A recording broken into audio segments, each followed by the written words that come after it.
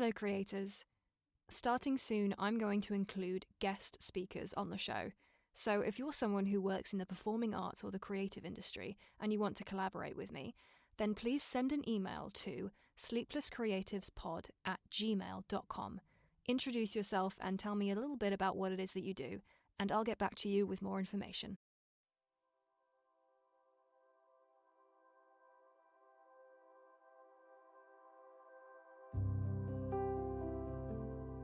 Hello creators, and welcome back. Here in the UK on November 11th, we always observe something called Armistice Day, with Remembrance Sunday coming shortly after. The 11th of November was the day that marked the end of the First World War in 1916, and it has now become a national day of mourning. The First World War was fought on the soil of northern France and Belgium, and after the war ended, the first plants to grow in those fields were poppies. So, naturally, the poppy was chosen as a symbol for all of those who lost their lives, which is why you see a lot of people wearing them towards the end of the year. World War I, known at the time as the Great War, was not only responsible for bringing the era of literature out of Romantic and into modernism, but it was also the devastating inspiration behind a lot of literature that we know today. The South African author J.R.R. Tolkien fought in the war in 1916, and his experiences as a soldier on the battlefield went on to inspire his book series Lord of the Rings, which I'm sure you know. So, today I'm going to be reading poetry from the men and women of the First World War. I studied a lot of these poems when I was doing my English GCSE at 16, which is the same age as some of the youngest recruits at the time. So, take a moment to get cozy and comfortable, and drift off.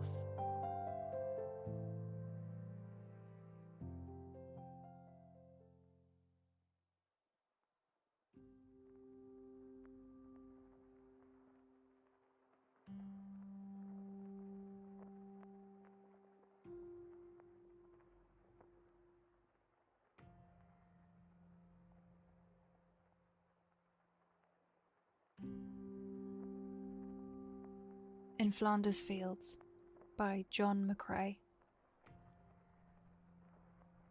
In Flanders Fields the poppies blow, between the crosses, row on row, that mark our place, and in the sky the larks, still bravely singing, fly scarce heard amidst the guns below.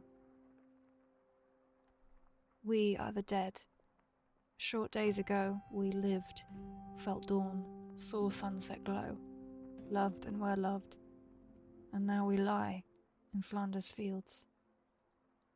Take up our quarrel with the foe. To you from failing hands we throw the torch, be yours to hold it high. If ye break faith with us who die, we shall not sleep, though poppies grow in Flanders Fields.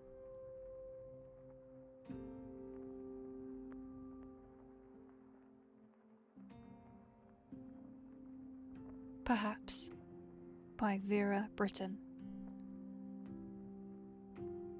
Perhaps, someday, the sun will shine again, and I shall see that still the skies are blue, and feel once more that I do not live in vain, although bereft of you. Perhaps the golden meadows at my feet will make the sunny hours of spring seem gay, and I shall find the white may blossom sweet, though you have passed away. Perhaps the summer woods will shimmer bright, and crimson roses once again be fair, and autumn harvest fields a rich delight, although you are not there. Perhaps someday I shall not shrink in pain to see the passing of the dying year, and listen to Christmas songs again, although you cannot hear. But though kind time may many joys renew, There is one greatest joy I shall not know again, because my heart, for loss of you, was broken long ago.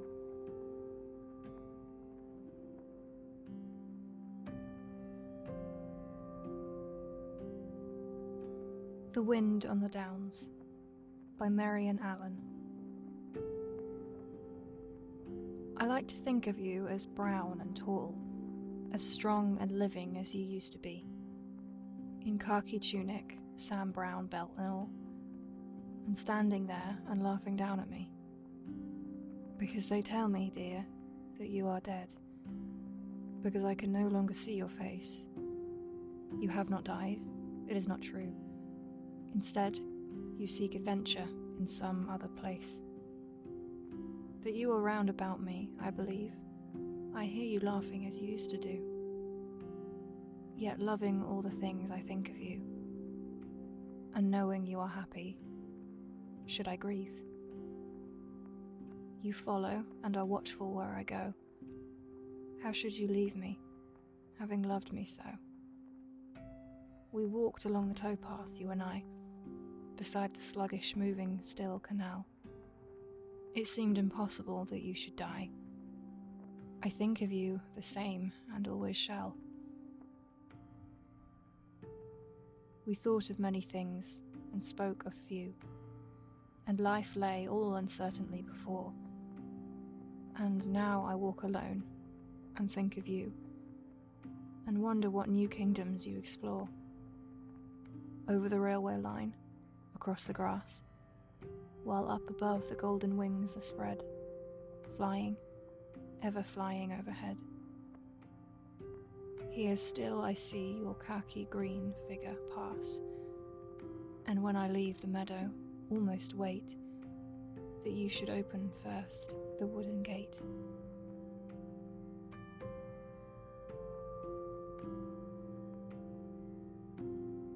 The Falling Leaves by Margaret Postgate Cole.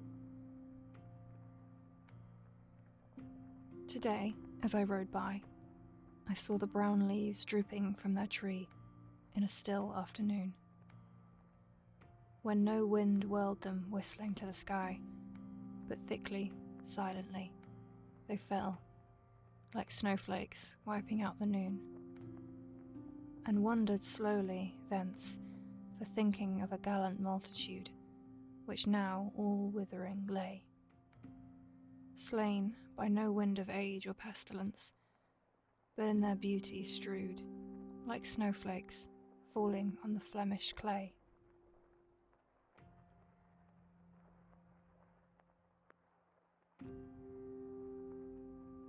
War Girls by Jessie Pope. There's the girl who clips your ticket for the train, and the girl who speeds the lift from floor to floor. There's the girl who does a milk round in the rain, and the girl who calls for orders at your door. Strong, sensible, and fit, they're out to show their grit, and tackle jobs with energy and knack, no longer caged and penned up. They're going to keep their end up, till the khaki soldier boys come marching home. There's the motor girl who drives a heavy van. There's the motor girl who drives a heavy van. There's the butcher girl who brings your joint of meat. There's the girl who cries, "All fares, please," like a man. And the girl who whistles taxis up the street. Beneath each uniform beats a heart that's soft and warm. Though of canny mother wit they show no lack, but a solemn statement this is. They've no time for love and kisses, till the khaki soldier boys come marching back.